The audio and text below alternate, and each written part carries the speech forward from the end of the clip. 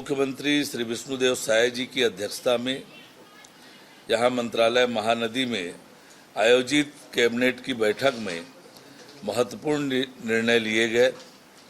मंत्रिपरिषद की बैठक में Chhattisgarh state power transmission company limited को आईपीओ के माध्यम से स्टॉक एक्सचेंज में सूचीबद्ध किए जाने की सैद्धांतिक सहमति प्रदान की गई।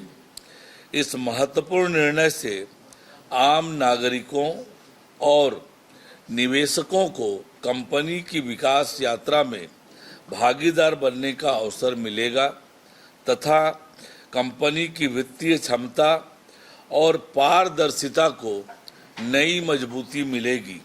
मंत्रिपरिषद ने इस संबंध में आवश्यक प्रक्रियाएं पूर्ण करने के लिए कंपनी के संचालक मंडल को अधिकृत किया है।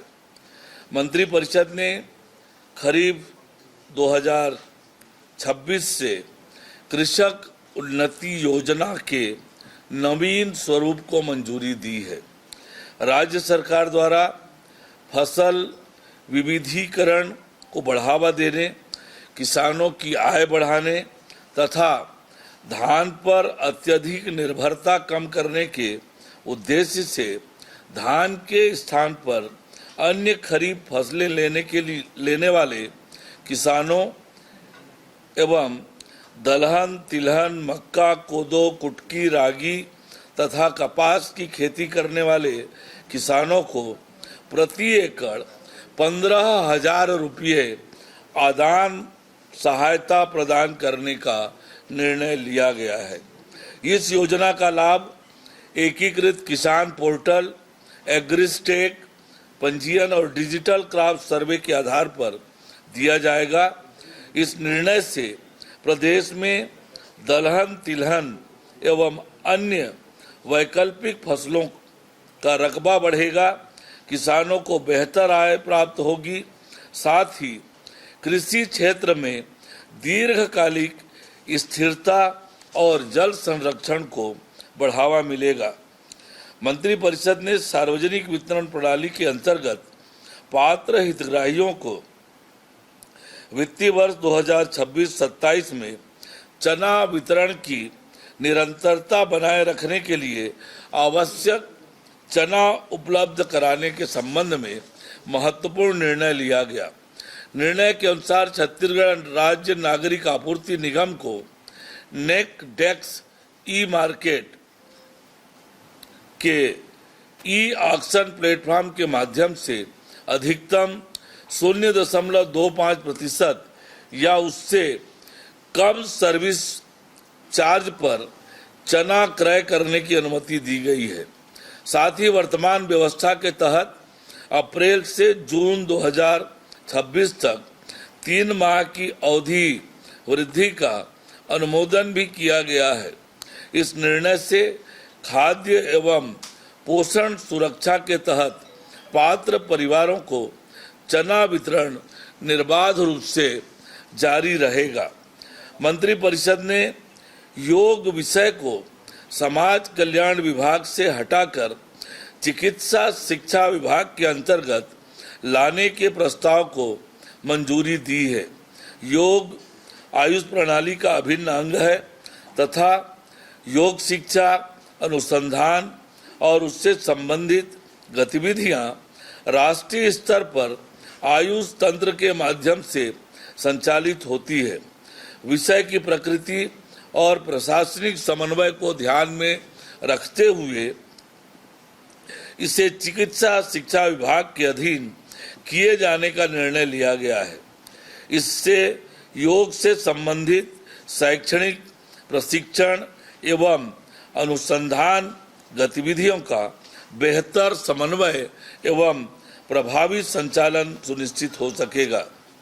मंत्रिपरिषद ने प्रधानमंत्री ई बस सेवा योजना के प्रभावी क्रियान्वयन के लिए payment security mechanism PSM scheme के अंतर्गत डायरेक्ट डेबिट मैंडेट की सहमति भारत सरकार को प्रेषित करने की अनुमति प्रदान की है।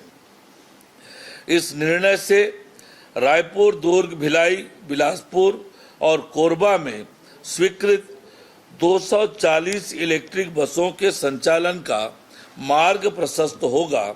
इस योजना के माध्यम से प्रदेश के नागरिकों को आधुनिक, पर्यावरण अनुकूल, सुरक्षित और किफायती सार्वजनिक परिवहन सुविधा उपलब्ध होगी।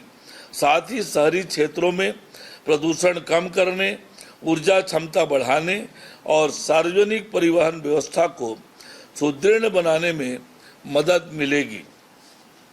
मंत्रिपरिषद ने नवा रायपुर अटल नगर विकास प्राधिकरण को आपसी सहमति से भूमि क्रय करने पर प्रदान की जा रही मुद्रांक शुल्क, स्टाम्प ड्यूटी छूट की अवधि 31 मार्च 2028 तक बढ़ाने का महत्वपूर्ण निर्णय लिया है।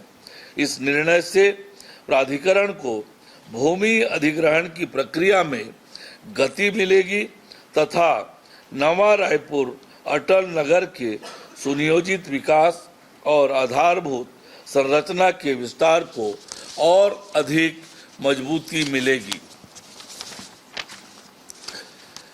मंत्रिपरिषद की बैठक में छत्तीसगढ़ खनिज, खनन, परिवहन तथा भंडारण नियम 2009 में संशोधन को मंजूरी दी गई।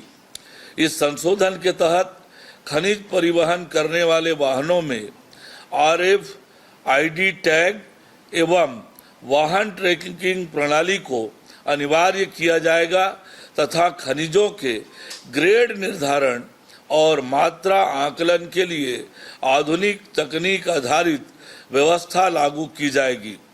भंडारण अनुज्ञापन धारियों से वसूल की जाने वाली भंडारण शुल्क की राशि तथा सिक्योरिटी डिपॉजिट में वृद्धि की गई। इसके अतिरिक्त ईज ऑफ डूइंग बिजनेस के तहत लाइसेंस होल्डर को अतिरिक्त जमीन स्वीकृत किए जाने एवं 2 भंडारण लाइसेंसों को समामेलित एक्साइज करने संबंधी प्रावधान को लागू किया गया। इस निर्णय से अवैध खनन, परिवहन एवं भंडारण पर प्रभावी नियंत्रण स्थापित होगा, पारदर्शिता बढ़ेगी तथा राज्य के राजस्व में वृद्धि होगी। सर, केवल 2 सवाल है। सुशासन तिहार को लेकर आप लोगों का 40 दिन पूरा हो गया है, किस तरीके से वहाँ पर लोगों के पास गए, फीडबैक मिला, आप लोगों ने अधिकारियों को निर्देश दिया? देखिए, ये एक कल्याणकारी जो सरकार होती है उसका दायित्व है कि जन समस्याओं का निराकरण हो और पूरी सरकार तपती दोपहरी में गांव-गांव जाकर शिविर लगाकर लोगों की समस्याएं सुनना, संवाद करना और उसके समाधान का काम करना। मुझे भी अनेक शिविर में जाने का अवसर मिला।